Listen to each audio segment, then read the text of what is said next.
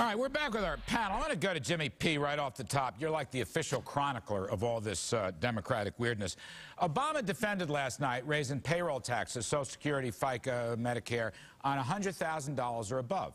He was challenged about firefighters and teachers. Now, here's another case, Jimmy, where he's uninformed. At least in the large cities, New York, Philadelphia, Chicago, San Francisco, L.A., married filing jointly, a firefighter and a teacher, Jimmy, will earn easy $150, maybe $200, and he is going to tax them to death on his payroll tax. What do you make of that? Well, I mean, if you think someone making $100,000 in this country qualifies as a so-called wealthy, I mean, you're right. I mean, you're crazy. At first, he was talking about people between $200 and $250, but he did not rule out, adding 6 to 12 points, basically to the income tax rate, to the tax rate of someone making $100,000. So you have that plus capital gains, plus getting rid of the Bush cuts. I mean, you're really talking about tax rates, erasing, forget the Bush tax cuts, erasing the Reagan tax cuts, and really going back to 1980, Jimmy Carter's 70% Carternomics. But Keith, it's really amazing. In a sense, Keith, Obama's been accused of elitism because of his statements about working folk in Pennsylvania regarding them clinging to religion. But look, I don't think he understands that middle-class people in these public service professions can easily earn $150,000. I go back to this issue of the firefighter or the senior cop and his or her spouse, wife, who's a teacher. They come easily, Keith, to $150 grand. Why doesn't Obama realize? He denies that these people exist. That's what happened last night. He said most firefighters and teachers don't make $100. He is wrong.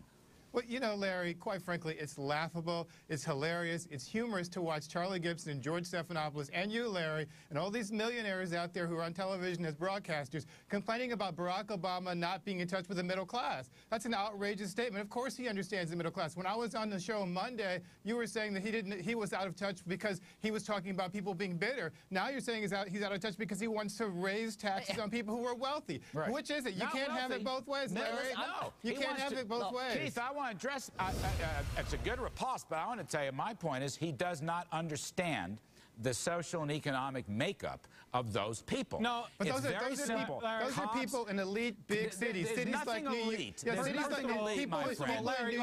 Keith, there's nothing elite about police officers, firefighters, and teachers, and they're the ones. Steve Moore, that's what the data show. These people married filing jointly. That's not their average. The other interesting part, he doesn't understand that they're married and they have combined income. But here's the point. If you look at polls of average Americans, let's talk about average middle-income Americans. For the last 25 years or so, the polls have been very clear that the average American says that the tax rate should not be above about 25%, whether you're talking about Bill Gates or a policeman. People just don't believe in this ideology of 50, 60, 70% tax rate. Who's talking about 60% tax rate? Okay, here's what Obama policemen and firemen. And let me add another one, nurses. Nurses are in the same category. There's no way that average salaries for those folks are where you say, though it's true that some of the high-end salaries are. But here's the thing that Obama's trying to do. Married, filing jointly, Jared Bernstein, MFJ. In big cities. Filing jointly. That's not the issue here. This is a payroll tax. Here's the thing what Obama's trying to do.